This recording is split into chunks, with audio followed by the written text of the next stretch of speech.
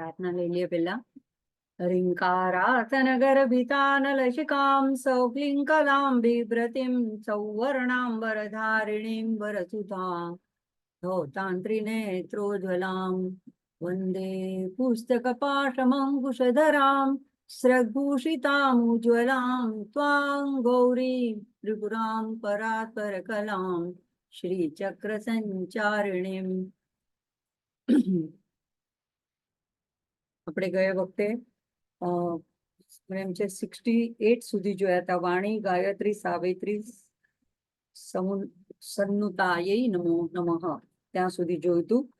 તો હવે આગળ રમા ભૂમિ સુતા સુતારાધ્ય પદાબ્જાય નમો નમઃ. તો જાગૃતિબેન સ્ક્રીન શેર નહીં કરો તો પણ ચાલશે, લોકો પાસે લખેલું હોય જ છે, વાંધો નહીં. તો રમા ભૂમિ સુતારાધ્ય પદાબ્જાય નમો નમઃ. અહીંયા બે રીતે જોઈ શકાય. રમા લક્ષ્મીજી ના બસ હવે થાઉં છું. આરાધ્ય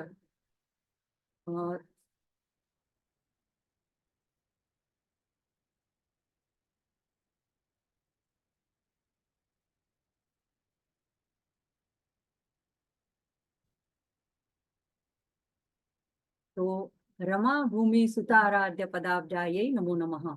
તો બે રીતે જોઈ શકાય છે કે લક્ષ્મી અને ભૂમિ સુતા એટલે સીતા દેવીનું અહીંયા વર્ણન કરવામાં આવ્યું છે કે કોના કોના વડે માની આરાધના કરવામાં આવે છે, માના ચરણોની આરાધના કરવામાં આવે છે. તો અહીંયા આગળના નામમાં આપણે જોયું કે વાણી, સરસ્વતી, ગાયત્રી, સાવિત્રી એ રીત ત્રણેય જણા એટલે માની ત્રણ સ્વરૂપની શક્તિઓ છે. એના દ્વારા સન્નુતા એ પૂજનીય એવી માને નમો નમઃ.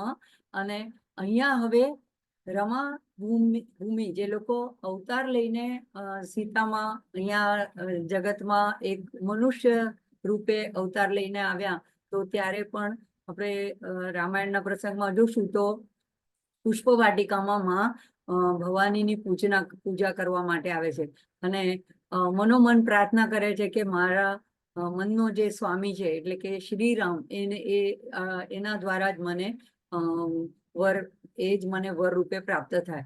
તો એમણે પણ કર્યું હતું. અને રમા તો લક્ષ્મીજી જ્યારે રૂક્ષ્મણી રૂપે જ્યારે અવતાર લે છે ત્યારે મહાભારતમાં પણ આપણે જોઈએ છે કે કૃષ્ણને પામવા માટે પહેલા તો એક પત્ર લખે છે કે તમે આવીને મને મારું હરણ કરીને લઈ જાઓ. અને પછી એ પૂજા કરવાને બાને જ્યારે મંદિરમાં જાય છે ત્યારે ત્યાં પણ એ ગૌરીની ભવાનીની પૂજા કરે છે. અને જ્યારે પૂજન કરીને જ્યારે મંદિરમાંથી બહાર આવે છે ત્યારે કૃષ્ણનો રથ આવે છે અને એમને હરણ કરીને લઈ જાય છે. તો અહીંયા એ બંને દ્વારા બંને પ્રસંગમાં મહાભારતમાં અને રામાયણમાં બંને પાત્રોમાં બતાવવામાં આવ્યું કે મનુષ્યને એક આદર્શ દાખલો બેસે એટલા માટે થઈને આ પાત્રો એ પોતે સીતામાં પોતે જ આદ્યશક્તિ છે, પણ જ્યારે અવતાર લઈને આવે છે તો એ પણ જગતને પ્રેરણા કરવા માટે, જગતને આદર્શ બતાવવા માટે ભવાનીની, લલિતાંબિકાની, આદ્યશક્તિની પ્રાર્થના કરે છે અને પૂજા કરે છે. તો એવા રમા ભૂમિ સુતારાધ્ય આરાધ્ય એના દ્વારા આરાધના કરેલા એવા પદાબ્જાય એવા ચરણો વાળા માને વારંવાર નમન છે.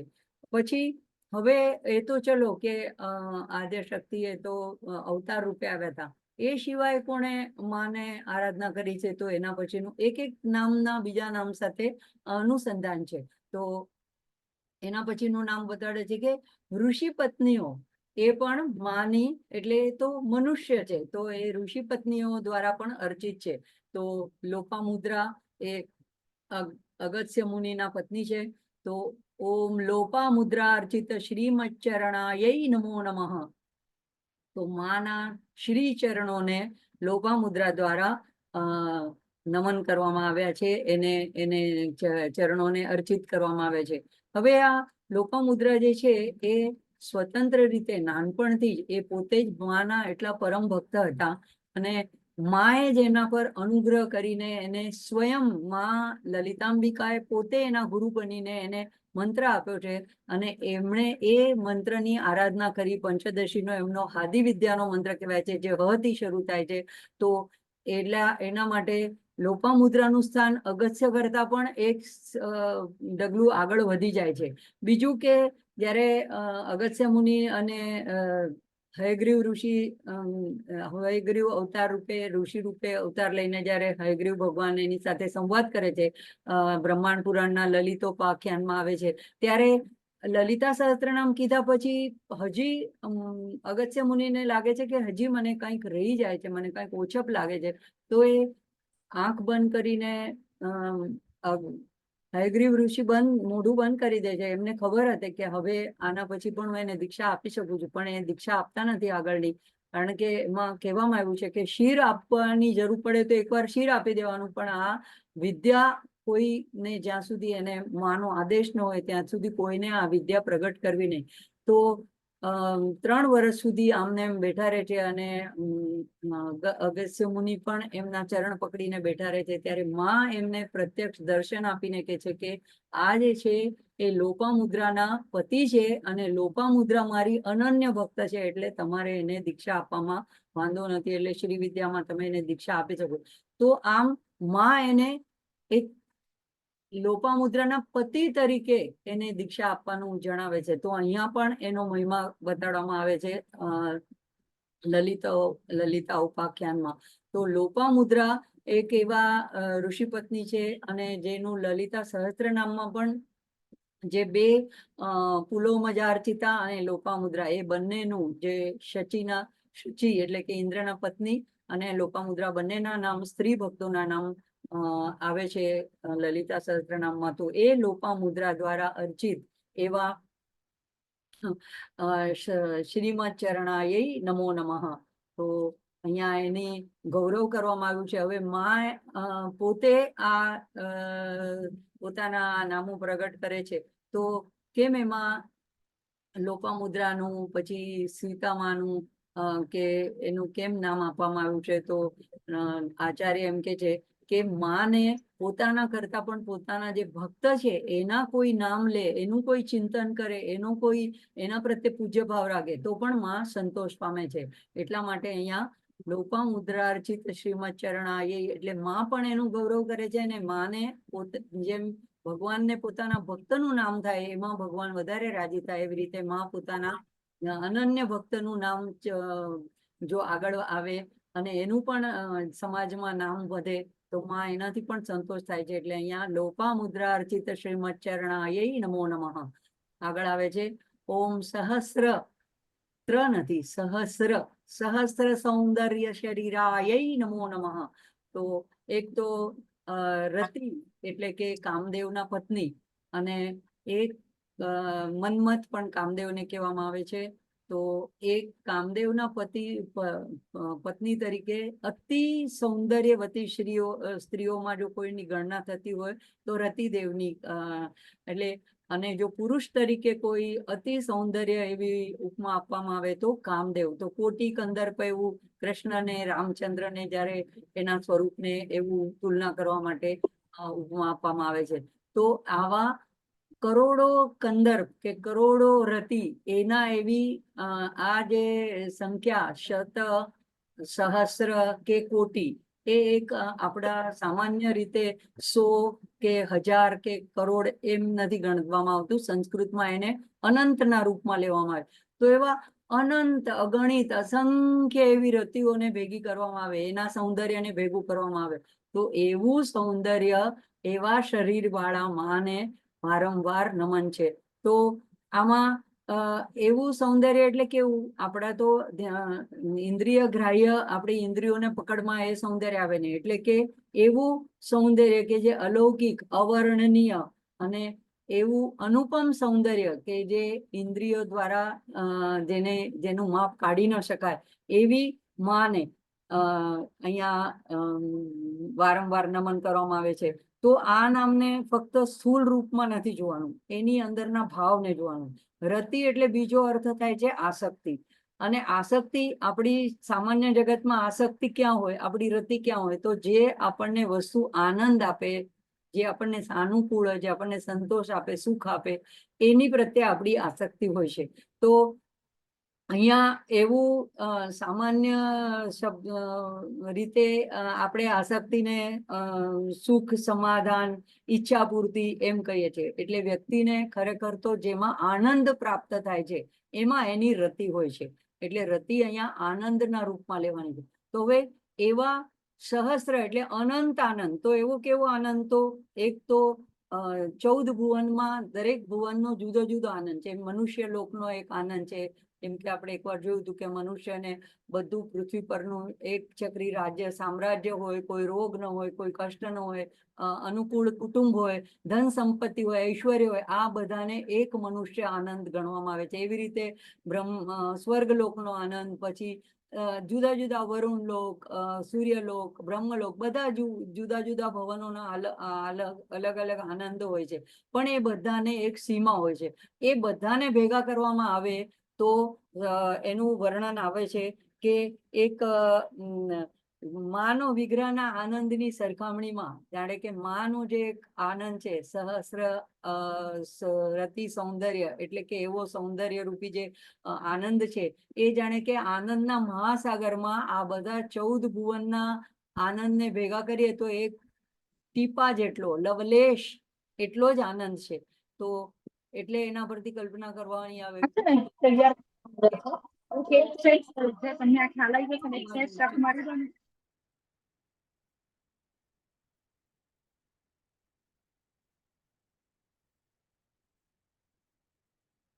તો એવો એક આનંદ, એવા એમનો આખા શરીરનો વિગ્રહ જ એવું છે કે આનંદદાયક. એમને જોવાથી આનંદ, એમનું ધ્યાન કરવાથી આનંદ, એમને સ્તોત્ર ગાવાથી આનંદ, એમનો મહિમા ગાવાથી આનંદ.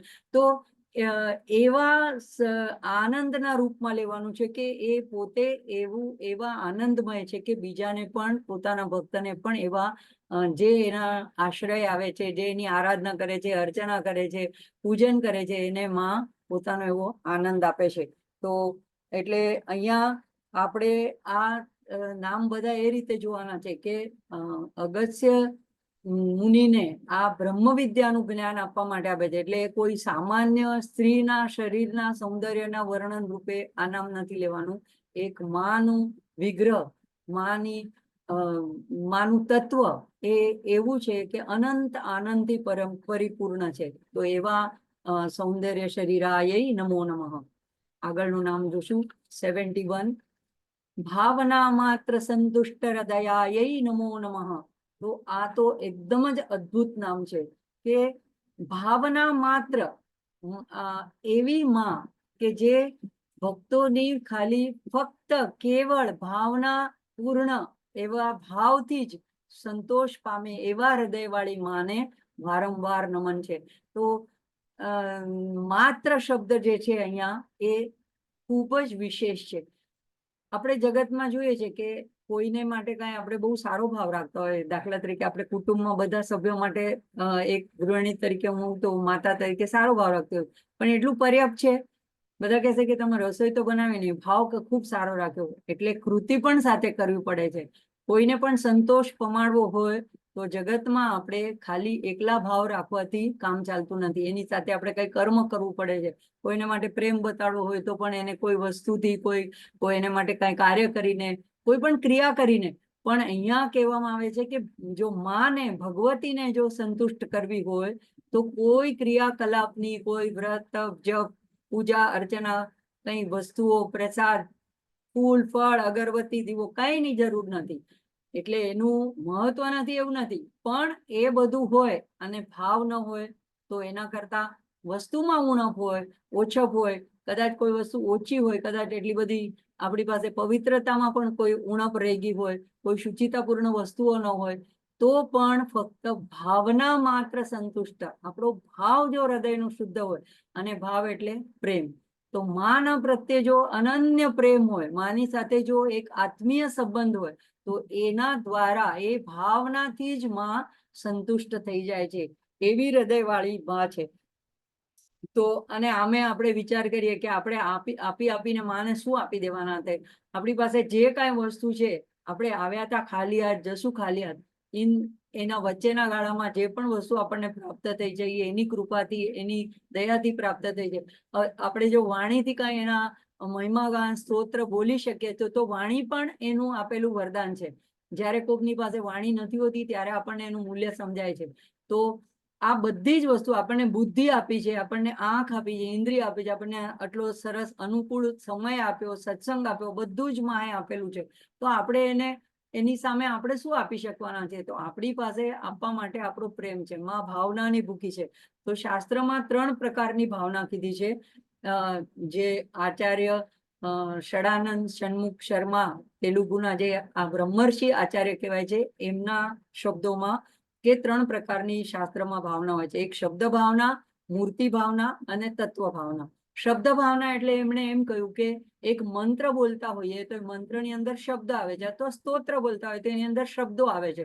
તો એ શબ્દોને, એના અર્થને, એની અંદરનો મર્મ સમજીને આપણે એ શબ્દ બોલીએ તો એ શબ્દ ભાવના થાય. ફક્ત પોપટની જેમ યાંત્રિક રીતે બોલી જઈએ તો એ એમાં આપણી એ ભાવના નથી આવતી. આપણે ખાલી શબ્દો ઉચ્ચાર્યા હોઠેથી એમ થાય, પણ એની સાથે આપણું હૃદય પણ જોડાયેલું હોય તો એ શબ્દ ભાવના થાય. એવી રીતે સેકન્ડ આવે છે મૂર્તિ ભાવના.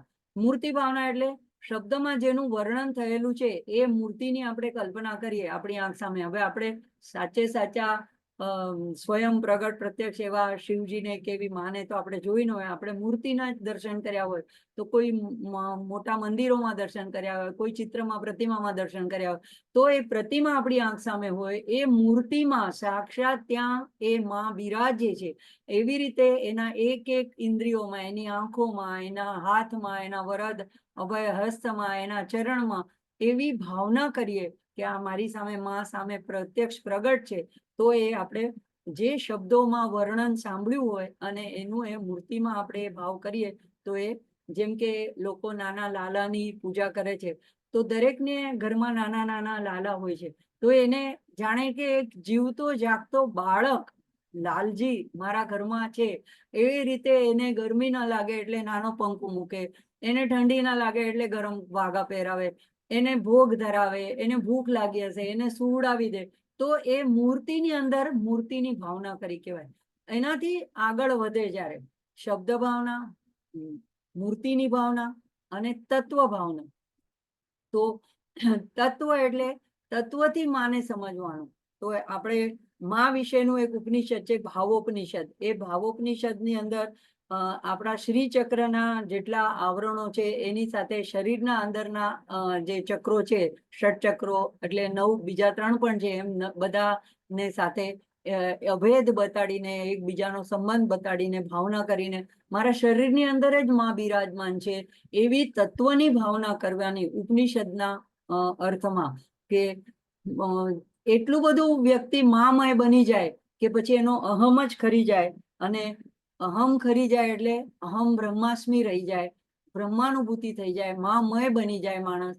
તો એને કહેવાય કે એક ભાવ કર્યો કહેવાય, તત્વ ભાવના કરી કહેવાય. તો ભાવના માત્ર સંતુષ્ટ હૃદયાય નમો નમઃ. એવા ભક્તોના જીવનમાં પછી પોતાનું વ્યક્તિગત સ્વતંત્ર અસ્તિત્વ રહેતું જ નથી. તુહી બસ માં જ છે. કરનારી માં, જોનારી માં, ખાનારી માં. હું યંત્ર તમારું, આપ ચલાવો, યંત્રને ભાર નથી, એવી ભાવના કે હું તો માનું યંત્ર છું. માં મને જે રીતે મને જ્યાં ચલાવે, જે કરાવે મારા દ્વારા, મારા શરીર દ્વારા, એ હું કરું છું. એવો જે ભાવ થાય તો એ તત્વ ભાવના કરી કહેવાય. તો એવી રીતે ભાવના માત્ર સંતુષ્ટ હૃદયાય. પછી એને કોઈ વધારે ક્રિયાકલાપ, કોઈ યજ્ઞયાગ, કોઈ વ્રત જપ તપ, પૂજા પાઠ અર્ચના કંઈ કરવાની જરૂર નથી, અનુષ્ઠાન કંઈ કરવાની જરૂર નથી. એ આખો વખત સહજ ભાવમાં મામાં જ રહે છે. તો આ બધા નામ આપણને એક એક સાધનાની પદ્ધતિ સુધી લઈ જાય છે અને શીખવાડે છે કે તમે ગોતો છો એ ક્યાં બહાર ગોતો છો. હું તો ખાલી ભાવના માત્ર સંતુષ્ટ છું, મારે માટે આટલું બધું લાંબી તમે પડપૂછ શું કામ કરો છો? મને તમે ખાલી ભાવ કરો, બસ એનાથી મારું હૃદય સંતુષ્ટ થઈ જાય છે. તો ઉપાસનામાં જે પ્રધાન મુખ્ય જે વસ્તુ છે એ ભાવ છે, ભાવના છે. અને એવી જ રીતે કર્મ આચરણ, કોઈ કર્મયોગી હોય, ઉપાસના એક માર્ગ છે, એક ભક્તિ માર્ગ છે, એક કર્મ માર્ગ છે. તો એમાં ધર્મ એ મુખ્ય છે. ધર્માચરણ કરવું, ધર્મને અનુલક્ષીને કર્મ કરવા, એ એમાં મુખ્ય છે. એવી રીતે કોઈ વેદાંત ના માર્ગથી, વેદના માર્ગથી ચાલતું હોય, જ્ઞાન માર્ગથી ચાલતું હોય, તો એમાં વિવેક વિચાર એ મુખ્ય છે. પણ માં અહીંયા કે છે પોતાની જાતે કે હું તો ભાવના માત્ર સંતુષ્ટ હૃદયાય નમો નમઃ. એટલે અહીંયા આ બહુ જ ઇમ્પોર્ટન્ટ એવું નામ છે કે જેમાં માં એમ કે છે કે પોતે કે મને ખાલી તમારા હૃદયના શુદ્ધ પ્રેમ માત્રથી જ હું સંતુષ્ટ પામું છું. આગળ આવે છે ઓમ સત્ય સંપૂર્ણ વિજ્ઞાન સિદ્ધિદાય નમો નમઃ. એ આગળના નામની સાથે આનો પૂર્વાપર સંબંધ છે. દરેક નામનો ક્યાંક ને ક્યાંક એકબીજા સાથે સંબંધ આવે છે.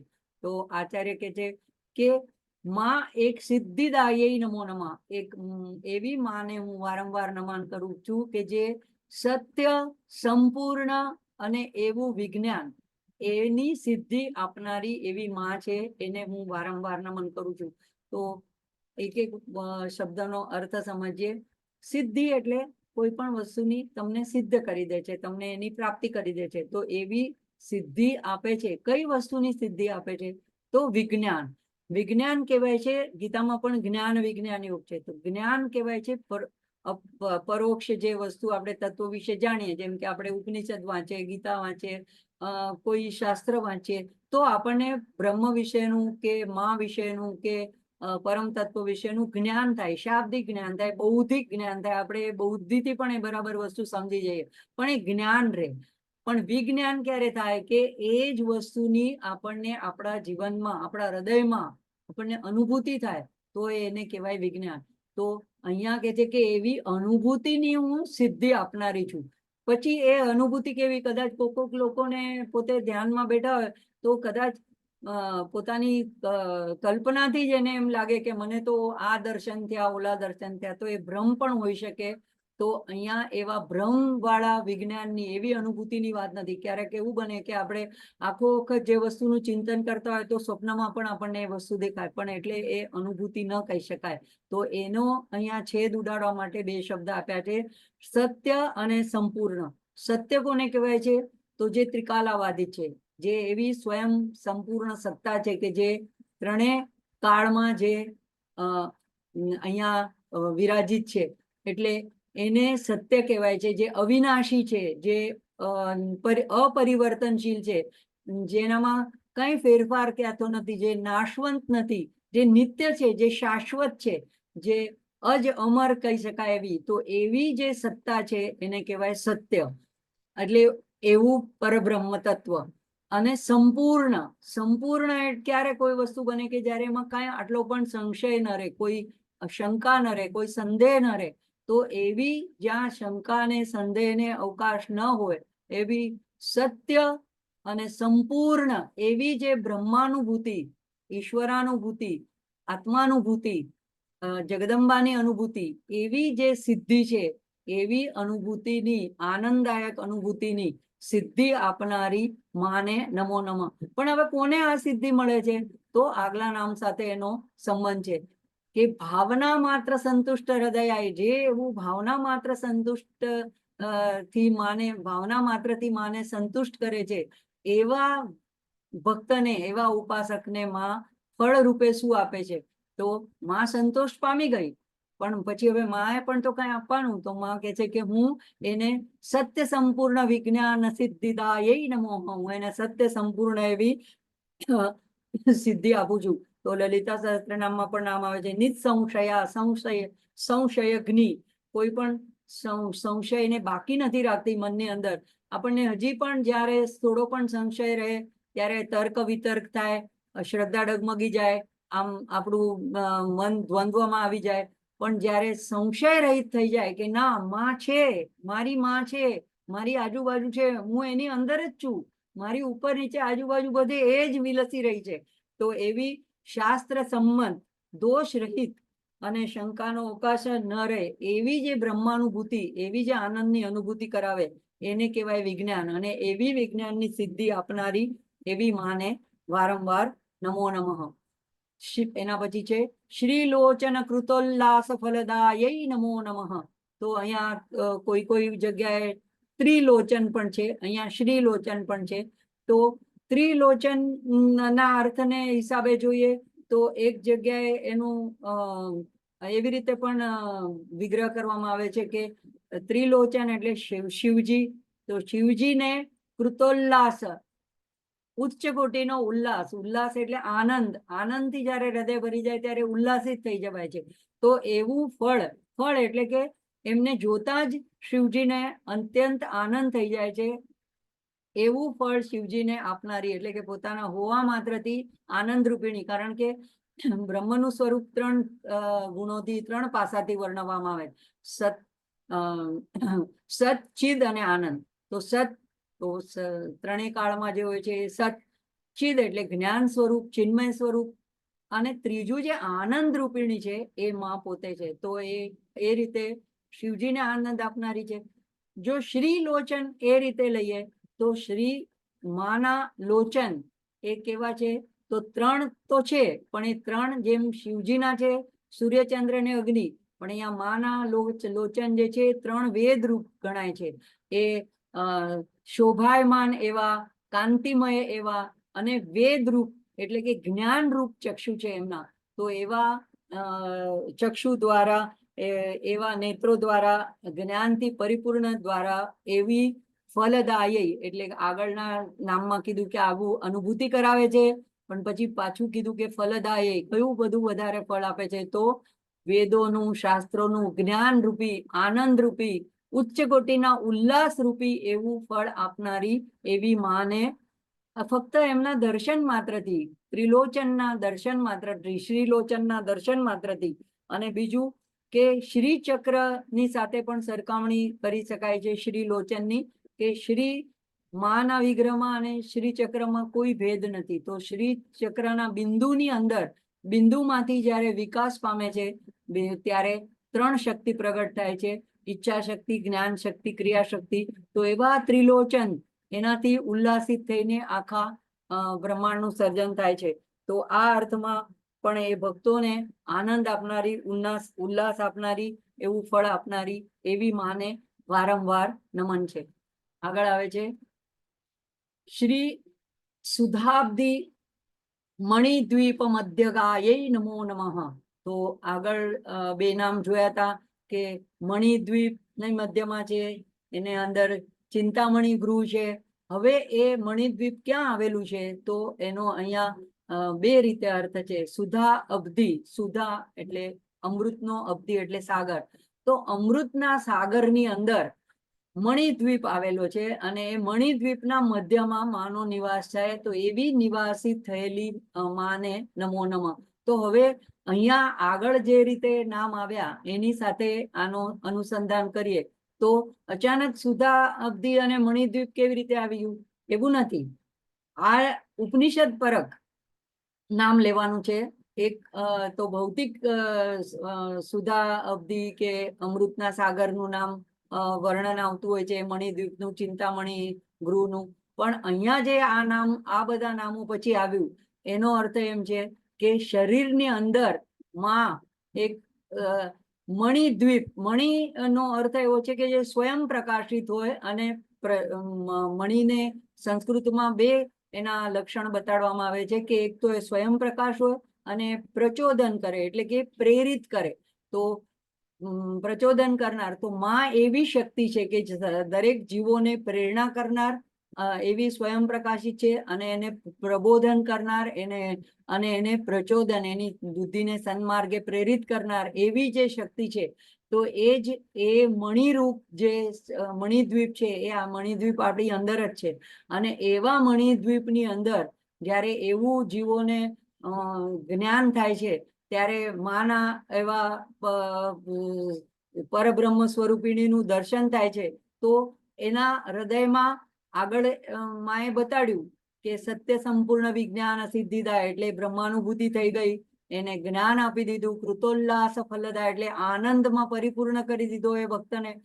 હવે આનંદના સાગરમાં, ઉલ્લાસમાં, એ પરમાનંદની અનુભૂતિમાં એ વ્યક્તિ નિમગ્ન રહે છે તો એ જે બ્રહ્માનુભૂતિ છે, આનંદની અનુભૂતિ છે, એ જ એને હવે આ જન્મ મરણના ચક્કરમાંથી છોડાવી દે છે. એટલે એ જ સુધારૂપ એવું અમૃતરૂપ અનંત એવો સાગર છે. એ ભગવત આ અનુભવ જ અનંત આનંદનો સાગર છે. એને જ સુધાબ્ધિ અહીંયા કહેવામાં આવ્યો છે. અને એની અંદર મણિદ્વીપ એટલે એની અંદર માં જે સ્વયં પ્રકાશિત મણિ રૂપે રહેલી છે, હૃદય લલિતાની જેમ. અને એની અંદર એ ચૈતન્ય, એનું મૂળ જે ચૈતન્ય છે એ માં પોતે સ્વયં છે. એટલે એને મધ્યગા એ કહ્યું છે.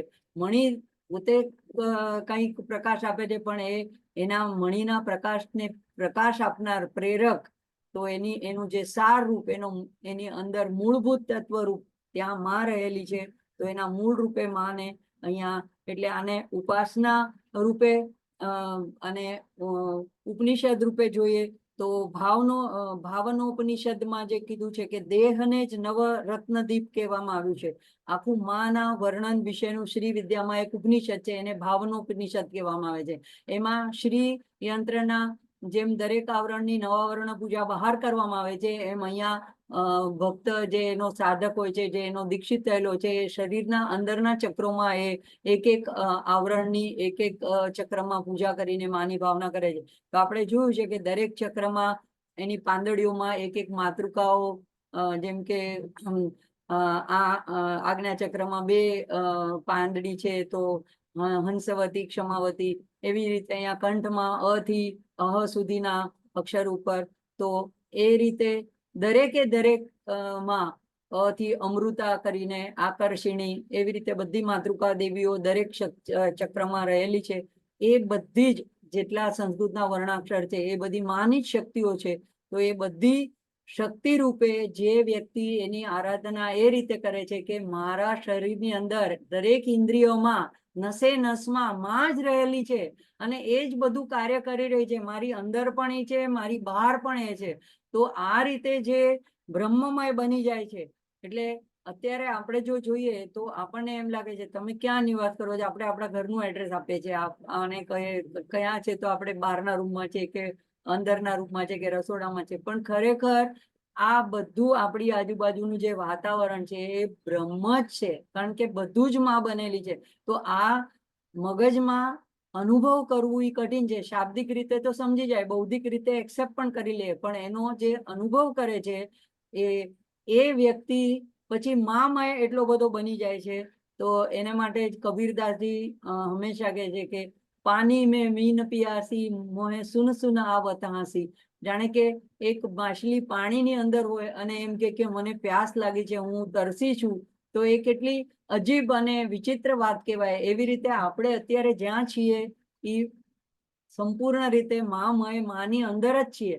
આપણે માંથી બહાર ક્યાંય છીએ જ નહીં, આપણી અંદર બહાર બધે એ જ રહેલી છે. તો એ રીતનું જે સુધાબ્ધિ એવા ની અંદર જે રહેલી છે એને માને વારંવાર નમો નમઃ આજે આપણે અહીંયા લટકશું.